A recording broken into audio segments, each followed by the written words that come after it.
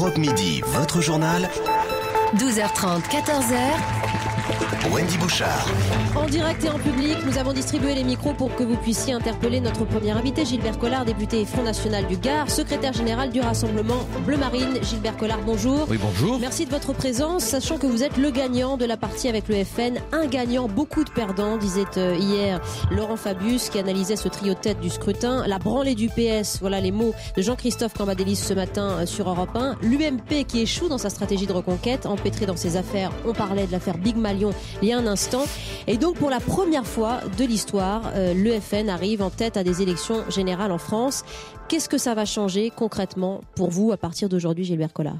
Ça change quelque chose d'essentiel quand même, c'est que pour la première fois, le bipartisme, c'est-à-dire la division du paysage politique en deux partis politiques, l'UMP et le PS, disparaît. Il y a maintenant un troisième parti et qui est toutes les abstentions confondues, le premier parti de France. Donc on est maintenant dans le paysage politique, non plus seulement que pour subir des critiques et des insultes, mais aussi pour agir. Et puis deuxièmement, il y a, à côté de tous ces qualificatifs négatifs, désastres, enfin je ne sais plus tous les mots que vous avez évoqués, il y a quand même, dans une démocratie, le respect du vote populaire. Le peuple a voté, voilà. Bon, alors pourquoi qualifier toujours le vote du peuple quand il ne va pas dans le sens qu'on souhaite ? De catastrophique. Oui, mais vous notez à midi ce que vous ne notiez pas hier soir, Gilbert Collard, c'est l'abstention. On a énormément de réactions qui vont dans ce sens. C'est vrai. Parce que premier parti de France, très bien, mais Maxime sur Facebook nous dit la réponse est non pour moi. Avec une abstention à près de 60%, personne, du moins une personne démocrate, petit tacle au passage, ne peut se considérer comme victorieux. Comment dire les choses autrement à ses auditeurs ? D'abord, merci pour une personne démocrate. Je crois que je pense pas avoir de leçon de démocratie à recevoir de qui que ce soit. Hein. Bon, je peux raconter ma vie s'il le faut. Hein. Je crois qu'il y a peu de gens qui ont échappé à un attentat parce qu'ils défendaient, dans les années 75, un Nord-Africain à Marseille, Laïd Moussa. On l'a tué, on m'a loupé. Bon, alors, pas de leçon, hein, d'accord ? D'accord. Bon, cela étant dit, l'abstention, elle compte pour tout le monde. Voilà. Alors donc, c'est ce que je vous disais tout à l'heure, hein, si on la projette sur tous les partis, qu'on le veuille ou non, on arrive quand même en tête. Donc, on est quand même le premier parti. Ce n'est pas donc un argument pour vos opposants et pour les auditeurs que vous devrez convaincre peut-être. C'est un argument qui est recevable, j'entends bien. Qui est mathématiquement recevable, mais si on l'applique à tout le monde, on arrive à une correction qui fait qu'on reste le premier parti. Alors Daniel, vous nous appelez du Grand Quevilly, que dites-vous de ces propos aujourd'hui de Gilbert Collard à midi et en direct sur ces chiffres que vous sembliez relativiser il y a quelques instants ? Bonjour Daniel. Bonjour Monsieur Collard. Oui, bonjour. Je ne suis pas d'accord avec vous sur le fait que vous criez victoire. N'oubliez pas qu'il y a quand même 75% des votants qui n'ont pas voté pour vous. Il faut aussi que vous fassiez l'addition de tous ceux qui ont voté autrement que pour le FN. Donc pour moi, il n'y a pas de victoire. Alors, vous le recevez comme vous voulez, mais pour moi, il n'y a pas de victoire. Et vous n'êtes pas le premier parti de France. Mais madame, si ça peut vous faire plaisir, il n'y a pas de problème. Il n'y a pas de victoire. On fait pas 25%, on fait 2%, voilà, oui. Et les autres font 40%. Oui. Est-ce qu'il ne faut pas quand même ouvrir les yeux, Daniel, que vous le vouliez ou non, sur le score du Front National aujourd'hui, puisque c'est une nouvelle donne. Je disais, première fois que le parti du Front National arrive en tête à des élections générales dans notre pays. Oui, mais ce sont des élections européennes et non pas des élections françaises. On ne votait pas pour quelqu'un, pas la France qui vote là aujourd'hui. Elle a voté pour l'Europe. Disons que le Front National a nationalisé ces élections. Non mais madame, je comprends votre désarroi et sur un plan psychanalytique, je peux admettre que vous vouliez néantiser le réel, mais ce sont des électeurs français qui ont voté. Ce sont pas des Belges, ce sont pas des Portugais, ce sont des citoyens français qui ont voté. Et qui ont voté pour des candidats français, et notamment pour une candidate, Marine Le Pen, et notamment pour un candidat, Monsieur Alliot. Alors, je veux dire que il faudrait qu'on arrive à un moment donné à enlever les œillères de la détestation. Voilà. Ce que vous voulez dire, madame. Moi, je peux comprendre tout à fait que vous ne soyez pas satisfaite. Il m'est arrivé tant de fois de ne pas l'être que je peux compatir et vous présenter mes condoléances. Mais la réalité, elle est là, quoi. Bon, les 25%, ils existent. Vous pouvez pas les gommer. Vous pouvez pas les effacer. Mais monsieur, je j'ai l'esprit démocratique et je respecte le vote des gens, mais je répète que vous n'êtes pas forcément, par rapport à ça, le premier parti de France. D'accord, on va... Madame, écoutez, moi, comme je n'ai pas envie de vous contrarier aujourd'hui, je vous laisse avec votre avis. Et moi, je pense que 25%, quand on voit l'ensemble des résultats, ça nous met difficilement en dernier. Hein. Et vous aviez d'ailleurs prévu les affiches, puisque Marine Le Pen s'exprimait hier sur ces affiches bleu, blanc, rouge, première partie de France pour le Front National. Monsieur, c'est Claude qui a le micro dans le studio d'Europe 1. Bonjour. Merci, bonjour Wendy. Moi, je crois qu'il faut mettre le mot succès entre guillemets. Il n'y a pas de quoi se relever la nuit pour célébrer. D'abord, tout le monde le dit, c'est un vote qui est majoritairement un vote de sanction et non d'adhésion. Parce que je ne comprends pas que le parti le moins européen ait eu un tel succès. Donc, pour des élections européennes. Pour des élections européennes. En même temps, Gilbert Collard, le syllogisme était très clair. Vous voulez voter contre l'Europe, le FN est contre, donc vous votez Front National. C'est ce que disait Marine Le Pen. Oui, l'observation est pertinente. Moi, je la reçois d'une manière dialectique. Donc, j'en discute volontiers. Il ne fait pas de doute que si on était à table chez moi, en train de dîner ou de déjeuner, on pourrait discuter de la même manière. Hein. Bon, sauf que ce vote aux européennes arrive à un moment donné où la plupart des partis politiques, d'une manière ou d'une autre, constatent quand même l'échec de cette Europe. Bon. Quand vous pensez que la dernière directive prise par les autorités européennes, c'est pour mesurer la capacité des aspirateurs à aspirer. Non, on en est là, quoi. Alors, c'est vrai ce que vous dites. Et en même temps, c'est pas que ça l'Europe quand même, Gilbert Collard. C'est pas que les aspirateurs. Non, on est d'accord. Merci de me le dire. Non, mais parce que vous mettez en exergue. Si vous ne l'aviez pas dit, vous mettez en exergue ce type de situation. Je suis tellement abruti et idiot que si vous ne l'aviez pas dit, je n'aurais pas su. Mais vous savez très bien que ce discours aussi alimente toutes les fatalités. Non, mais sur c'est l'Europe. une réalité. Mais je précisais seulement, puisque je suis un peu abruti de mon côté. Non mais quand même, attendez, je sais. Vous voulez qu'on parle des différentes directives votées On peut entrer dans les paramètres économiques, la structure interne. On peut discuter de tout ça. Je relativisais simplement. Bon, je connais par cœur le fonctionnement, mais ce que je veux dire, c'est que cette Europe, elle est devenue tellement tatillonne, elle est devenue tellement autoritaire qu'on n'en peut plus, quoi. Donc c'est pas seulement un vote sur l'Europe, c'est aussi un vote sur l'état de la société française. Rappelez-vous Pompidou.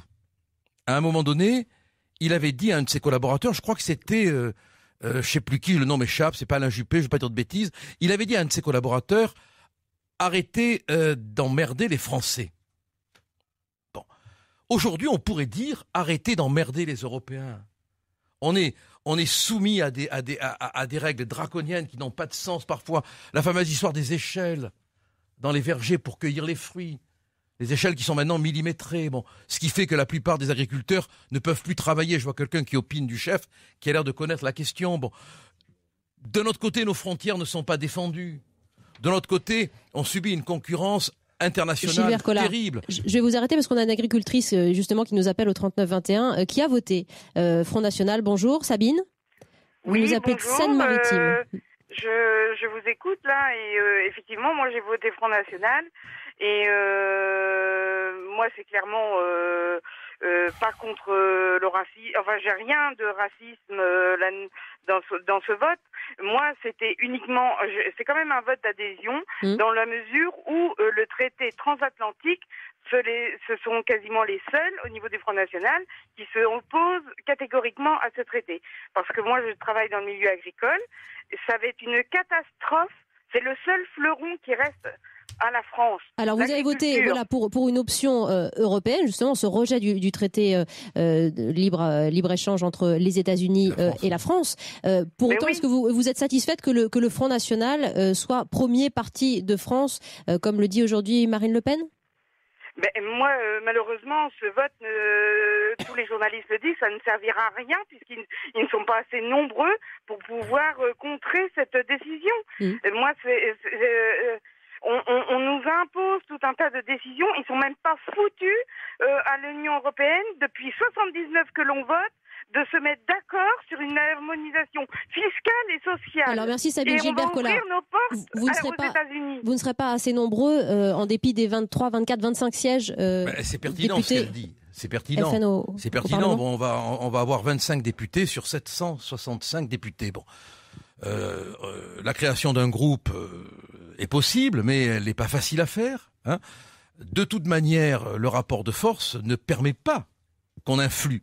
Alors, ce qu'on va pouvoir faire à 25, c'est peut-être aussi ce qu'on essaye de faire à 2 à l'Assemblée nationale. C'est-à-dire que on présente des amendements, hein, notamment l'amendement sur l'aide médicale d'État qui a piégé Copé, puisque lorsque je l'ai présenté pour demander l'abrogation de l'aide médicale d'État, il a voté contre mon amendement.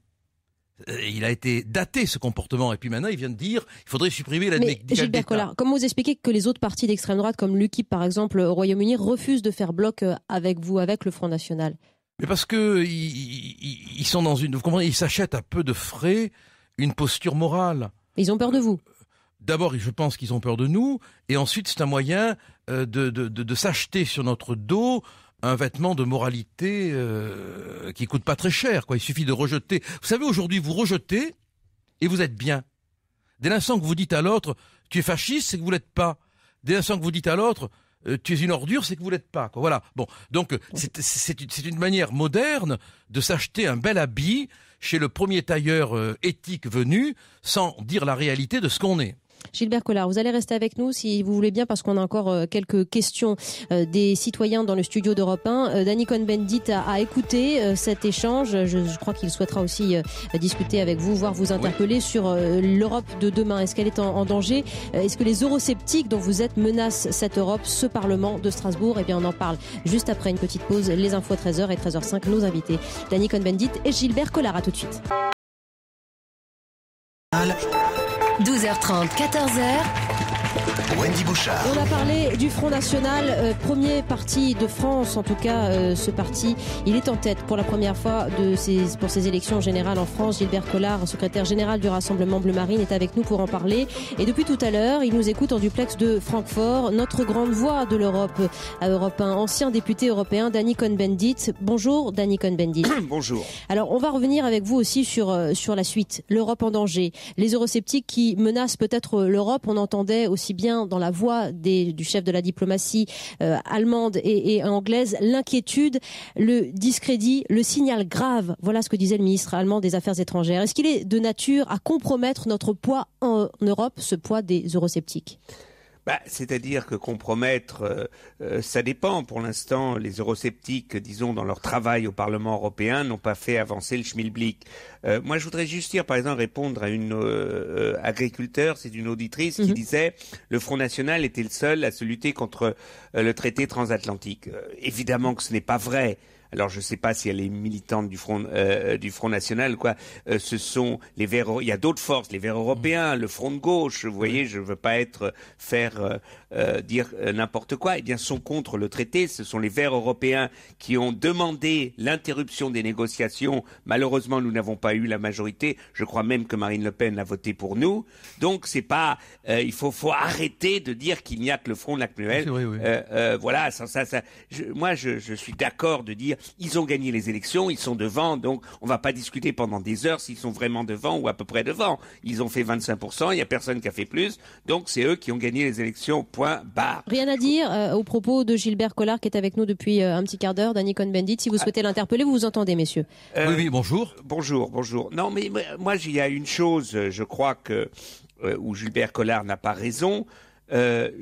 D'après moi, évidemment, je ne crois pas que face à la mondialisation, l'espace national est la meilleure protection. Voilà le débat de fond, au-delà de l'anathème et tout ça, entre le Front National d'un côté et par exemple une personne comme moi qui est pro-européenne, c'est face à la mondialisation qui balaye la souveraineté nationale, le repli national, sortir de l'euro, disons fermer les frontières, ça ne peut pas fonctionner. Voilà le débat. Mais alors si on me dit oui mais l'Europe fonctionne mal, c'est vrai. La France fonctionne mal, l'Allemagne fonctionne mal. Elle marche mal pour vous, Gilbert Collard. Oui, moi j'écoute avec intérêt Daniel Cohn-Bendit. D'abord il a raison en ce qui concerne le traité transatlantique. C'est vrai que les Verts et le Front de gauche s'y opposent. Et c'est vrai qu'on s'y oppose avec eux, sans grande efficacité, il faut bien le reconnaître. Attendons, c'est pas fini au Parlement européen. J'espère que le Parlement européen va prendre la relève. Je l'espère. Oui, mais ça, il faut travailler, il faut être tout le temps dans les commissions. Je l'espère, et je le disais tout à l'heure en aparté, je sais que nos députés européens vont avoir une obligation d'assiduité qui sera sévèrement contrôlée. Donc on va pouvoir être assez efficace et présent. En ce qui concerne la question fondamentale, je suis d'accord. Est-ce que l'Europe est une solution à la mondialisation ou est-ce qu'elle est un obstacle à ce que nous adhérions, à ce que nous absorbions cette mondialisation? Je pense qu'elle est un obstacle. Et je pense qu'une Europe différente, la France est dans le continent européen, il ne s'agit pas de nous exclure de l'Europe. D'ailleurs, vous voulez lutter de l'intérieur. Il faut lutter de l'intérieur, il faut donner des structures différentes à l'Europe, faire une Europe des nations, faire une Europe des cultures, faire une Europe qui respecte les identités, et non pas cette espèce de marché aux subventions et de folie économique. Attention, dites-vous, Dany. Attention, allez, du calme maintenant. La campagne électorale est finie.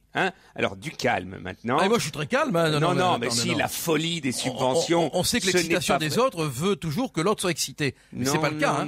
Alors là, voilà. Non, c'est pas le cas. On m'a connu plus excité que ça. C'est pas le cas. Aujourd'hui. Moi, je suis très calme. Monsieur Collard, vous n'êtes pas à la barre. Non, mais je suis pas à la barre et vous n'avez jamais été poursuivi grâce à Dieu. S'il vous plaît, moi, j'ai été souvent poursuivi. J'ai eu 24 procès. Oui, mais peut-être pas j'ai eu de très bons avocats. J'ai eu de très bons avocats. J'ai pas eu besoin de vous. Allez, parlons d'Europe, messieurs. Ça peut venir. Oh là là, j'en choisirai d'autres. Ça peut venir. Écoutez, je veux dire une chose. L'Europe, par exemple, c'est quand même, avec toutes les difficultés, a réussi à mettre en place une structure de contrôle du marché financier et des banques qui, aujourd'hui, permettrait d'éviter ce qui s'est passé avant le crash, avant la crise financière.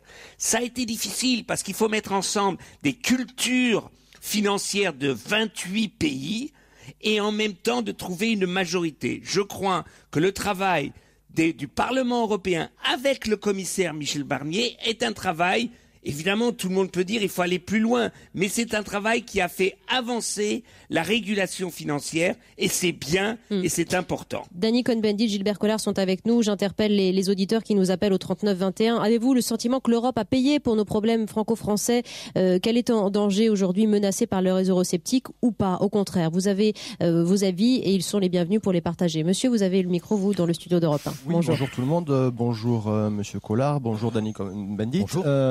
Moi, la question que je me pose, c'est en tant qu'eurosceptique, qu'est-ce que vous allez faire à Bruxelles? Vous allez nous faire croire que vous allez infiltrer le truc pour le détruire de l'intérieur. Enfin, je trouve que c'est complètement antinomique avec votre discours habituel et à l'échelle nationale, c'est-à-dire il faut sortir de l'Europe et vous y entrez de façon fracassante. Non, donc ça tient pas debout pour moi. Dany va répondre à ce paradoxe. Oui, moi je voudrais c'est moi qui pose la question. Oui, bien sûr. Mais je voudrais élargir la question. Je voudrais donner un exemple. C'est démocratique, ça. Non, juste après. Maître Collard, si vous voulez parler et que vous pouvez pas vous retenir, c'est à vous. Non, je vous laisse. Allez, ne vous retenez pas. Je suis pas un constipé de la parole, allez-y. Alors, moi, l'exemple que je veux donner. Pendant 2 ans, le Parlement européen a discuté une réforme de la directive détachement, c'est-à-dire des travailleurs qui viennent d'un autre pays européen et qui travaillent dans un autre pays européen. C'était compliqué de trouver un compromis. Pendant 2 ans, la personne qui faisait partie théoriquement de la commission sociale, Madame Le Pen, n'a jamais participé aux discussions. C'est exactement ce que vient de dire monsieur. Les eurosceptiques sont là avant les élections. Maintenant, Madame Le Pen, qui était 5 ans, 10 ans au Parlement européen, pas une fois, elle était au débat difficile parce qu'il fallait trouver des majorités pour réformer ces débats, elle n'était jamais là. Et ça veut dire qu'on va envoyer 25 députés qui, jusqu'à preuve du contraire, ne mettront pas les pieds dans les commissions à Bruxelles. Alors là, c'est ce que disait Gilbert Collard en préambule, c'est que ça risque de changer parce que on va les avoir à l'œil, ces députés. Vous croyez que monsieur Le Pen, à 85 ans, va aller tous les jours à Bruxelles? Non mais arrêtons de nous se foutre de notre gueule. Peut-être. D'abord, il y a pas que monsieur Le Pen. Ensuite, on peut être. Il y a monsieur Le Pen. Ensuite, on peut être retraité, cher Daniel Cohn-Bendit, et être très alerte. Bon, c'est pas incompatible. Mais j'ai pas dit qu'il est parce qu'il est retraité. Non, là, je le vois au Parlement européen. Si vous voulez parler, je vous laisse parler. Allez-y. Non, mais Dany Cohn-Bendit a cette expérience de député européen, donc c'est bien qu'il témoigne. Attendez, je peux quand même répondre. Allez-y, bien sûr. Mais oui, mais Je vous en prie. Ça me paraît important Gilbert Collard, vous avez d'expliquer la parole. à nos électeurs que et c'est ce que je vous disais tout à l'heure, je crois, avant même que la question soit posée, c'était en aparté, mais enfin on peut le dire dans le micro, on va nous juger, vraiment. Et là, il faut être honnête, on va nous juger sur notre présence au Parlement européen. On n'a pas le droit de ne pas être dans toutes les commissions où on peut être. On n'a pas le droit de ne pas être présent et de ne pas mener tous les combats qu'on doit mener. On va être jugé là-dessus. Maintenant, ce que je peux dire, c'est que c'est très difficile quand on n'est pas très nombreux. Voilà. Pour répondre à l'argument qui concerne Marine. Nous, on est 2 députés à l'Assemblée nationale. Je peux vous dire que c'est difficile d'être partout. Alors moi, j'ai facile. quelque chose. Moi, je voudrais dire, Monsieur Collard, une chose. Moi, je trouve que un des résultats, je crois que c'est Jean-Pierre Raffarin qui a posé la question ce matin, il a raison. Je crois qu'un des problèmes pourquoi les gens, des fois, sont aigris, qui ont tendance à vouloir voter pour le Front National, c'est que c'est vrai, ils font 18% en présidentielle, ils font 18% aux législatives, mais ils n'ont que 2 députés. Le système majoritaire français est adémocratique. Il faut une proportionnelle, et là, même si ça veut dire 30, 40 députés du Front National, c'est la réalité politique de la France. C'est ce que vous demandez aussi du côté du Front National. Absolument. Aussi, hein. Absolument. Ah, mais moi, je trouve qu'il faut arriver à comprendre que les gens... Et alors, le Front National devra prendre ses responsabilités. Ne se sentent pas représentés. Vous vous rendez compte, on a plus de 6 millions d'électeurs, et on est 2 députés, mais où est la démocratie, là? Mais vous voyez, vous vous retrouvez là-dessus sur la représentativité. Mais ça veut dire aussi que le Front National devra prendre ses responsabilités. Ah ben on est bien d'accord. Hein, et quand on exerce un pouvoir, on prend ses responsabilités. S'il vous plaît, on va prendre, puisqu'on s'interroge sur l'avenir de l'Europe. On a Anouchka sur Twitter, d'ailleurs, qui nous dit « Dany, s'il vous plaît, aidez-nous, j'ai peur pour l'Europe et pour la France avec cette vague eurosceptique. » Nous accueillons Jackie, qui est médecin retraité, qui nous appelle de la Marne. Bonjour Jackie. Bonjour. Alors, pour les eurosceptiques, menacent-ils, oui ou non, l'Europe? Bien sûr, avec quand même la distinction des eurosceptiques dont j'ai du mal à me dire que je fais partie, qui ne veulent une autre Europe, pas une Europe néolibérale et pas un marché unique, et les anti-européens, eurosceptiques anti-européens, qui ont une tribune aussi bien dans l'Assemblée nationale, puisqu'ils sont sous-représentés, d'accord, pour la proportionnelle, que sur le plan médiatique, parce qu'ils s'expriment souvent, leurs arguments sont des arguments flash. Jackie, si je vous comprends bien, vous êtes pro-européen, vous avez voté pour ou contre l'Europe hier? J'ai voté pour. Oui. Et vous considérez mais avec que... beaucoup de difficultés. Hein. Ouais. Et ce qu'on vous propose aujourd'hui ne vous représente pas, Dany Cohn-Bendit. Oui, mais moi aussi, j'ai énormément de difficultés, mais j'ai énormément de difficultés aussi avec la politique de la France ou la politique de l'Allemagne. Je veux dire, le résultat de l'Europe aujourd'hui est le résultat des majorités qui ont des gouvernements et des majorités des députés qu'ils ont envoyés au Parlement européen. C'est-à-dire que le problème, si on ne veut pas une Europe néolibérale, elle n'est pas que néolibérale. Parce qu'avec une politique agricole commune, par exemple, c'est redistributif. Les fonds sociaux d'aide au développement, c'est redistributif. C'est peut-être mal distribué. Il y a peut-être de mauvaises discussions. Mais c'est toujours comme ça en politique. Il n'y a jamais une bonne solution, simplement. Dany, j'ai une dernière question. Si vous aviez décidé de siéger encore au Parlement, de vous représenter, qu'est-ce que ça vous ferait de siéger dans un hémicycle composé pour un quart de députés eurosceptiques, justement? Aucun problème, c'est la démocratie, c'est pas mon problème. Ça vous aurait donné encore plus d'énergie, plus de volonté? Non, ça nous aurait obligés à trouver des solutions. Des fois l'Europe n'avance pas assez rapidement. Mais vous savez, la France a mis énormément de temps à avancer depuis la Révolution française. La France a mis 160 ans à donner le droit de vote aux femmes. Dany, 160 ans. Sauf que l'Europe existe depuis Charlemagne. Ouais, non, mais c'est pas la même.